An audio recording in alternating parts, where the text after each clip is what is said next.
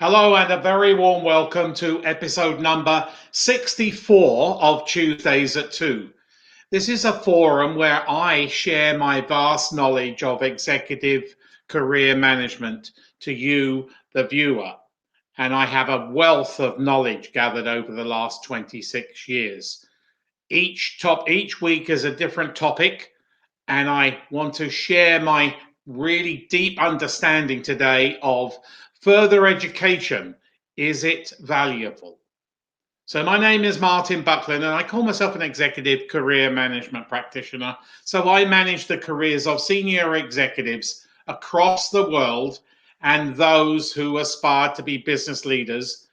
Global expert in managing and advancing the careers of EMBAs, so Executive Master of Business Administration, and mining professionals, because the backbone of our economy, where I am right now, here in Canada, is mining. So I would encourage you, the viewer, to ask me any questions. It doesn't matter whether it's related to today's topic, further education, is it valuable or not? Anything to do, anything that's on your mind, playing on your mind about your career, resume, CV writing, or anything, personal branding, how to introduce yourself to executive recruiters, please put a comment, and I will, as the seminar progresses, I will be able to answer that question for you. So, further education, is it valuable? It sure is. Yes, without doubt, it's valuable. You need to continually update your skills. Now, there's a question for you. Put yourself in a hiring authority's seat, and you receive a resume or a CV where their education ended in 2010 or even 2015. What message does that send to the hiring authority at the other end? There is so much to learn today, and as we speak, there's new things coming down the pipeline: machine learning, artificial intelligence, blockchain, the new corporate governance, etc. There's a ton of stuff that you, as a business professional, business leader, need to keep up to date with. So continuous learning is very, very crucial. It's also a red flag. When somebody's looking for talent and they have maybe 20 resumes and you think, oh, yeah, they're all good, but they also look for red flags to reduce the talent pool. One red flag of reducing the talent pool is a lack of recent education. So you need to have recent education. Would you hire someone who's got 10 years out of date education or more than that? I see that a lot. So do yourself a favor, update your skills. So there's plenty of choices today. COVID has consolidated further education. Many of the universities, many of the colleges throughout the world have gone from in-person to online. So if you're here in North America, you can go to a university in Europe. You can go to a university in Asia. You can go to a college in Asia, college in UK or wherever. And that's reversed. If you live in Asia or you live in Europe, you can do education in North America. So you need to embrace, please, for your own career advancement, career management, embrace continuous learning, further learning. You can do it online, and now, hopefully, keep your fingers crossed, COVID is starting to go away. More in-person seminars, classes, courses, degrees, or whatever you want to call it, are now starting to occur. I know several of my EMBA candidates are now going back to school, and they've actually met for the first time their cohort, their classmates, for the first time, and they've been going through this for 10 or 15, 20 months. So in person and online courses are plentiful, but choose something within your area of interest that you think is going to advance your career. There are tons and tons of courses out there. You need to continuously update your knowledge. You learn new skills. There is a lot of stuff out there. Anybody got any questions? I'm more than happy to answer them as this Tuesdays at 2 unfolds. It's crucial to learn new skills. I love learning new skills. Every day I learn from my clients, and that fascinates me. Machine learning and all that blockchain really fascinates me. I don't know too much about it, but it's a big brother watching you, and the way of the world is turning. So you need to embrace continuous learning within your function. Then really look at what is available today for you. Doesn't have to be a big course, doesn't have to be a 20-month, 30-month degree where you spend a fortune and maybe have to travel. You can go do a very quick 6-week course, 8-week course, or you might like to do the mini MBA. But then if you want to do the Rolls Royce, the ones that's really going, if you're a business leader and really ambitious, you are driven, you might like to do an executive master of business administration.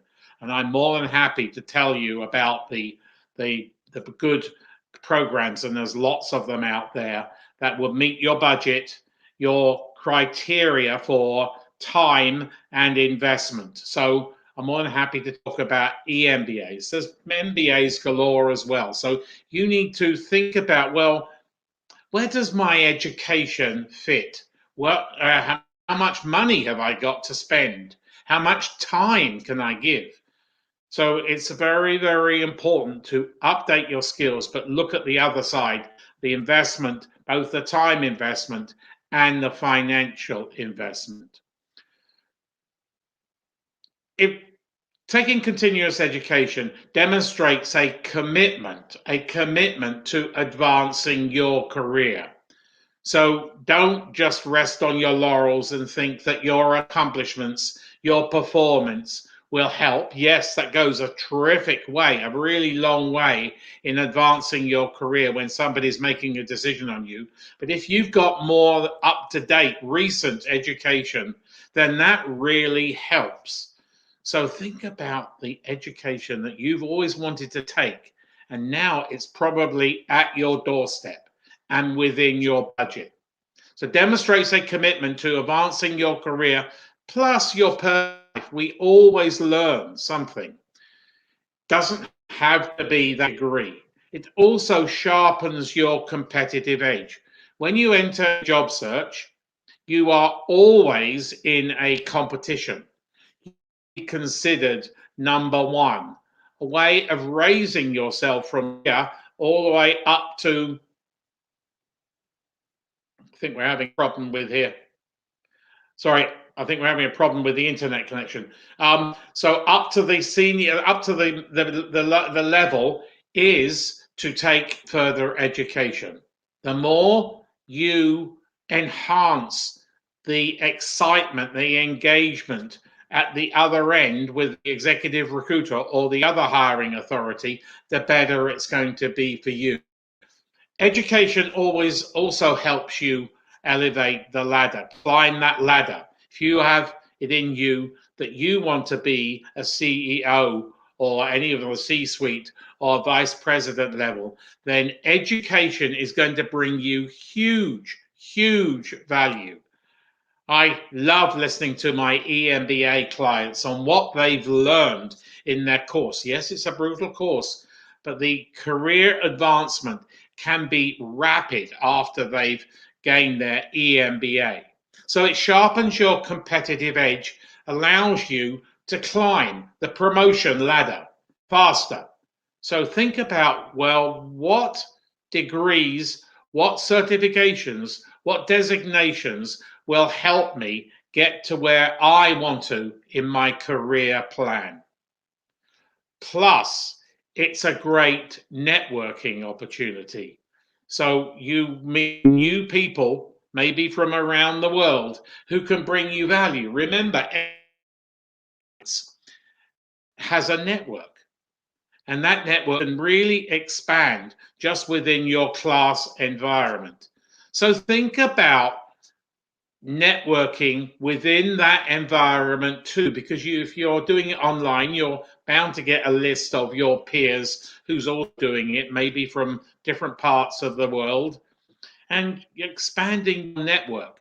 Networking is a crucial element. I've said this many, many times on my Tuesdays at 2. So think about continuing education. It's going to bring you huge value. Doesn't have to be a big course, a degree. It can be a 1 week, 2 week, 5 week, 6 week course, or you can do one of these mini MBAs, or then you can do the fully blown Executive Master of Business Administration, plus the designations within your area. So CPA, PMP, there's lots of them, CFA. There's many designations. You can never have too many designations, but you need to show a decision maker that you have a willingness to learn. I have a willingness to learn. I love learning. I have a thirst for learning. Hopefully you do, because that's going to help you with your career management. So anybody got any questions? Please ask any questions. I'm going to wrap it up in a couple of minutes. Hiring is really good right now. It doesn't matter what function, what industry, what geography, where you are in the world. I'm seeing a huge elevation in hiring.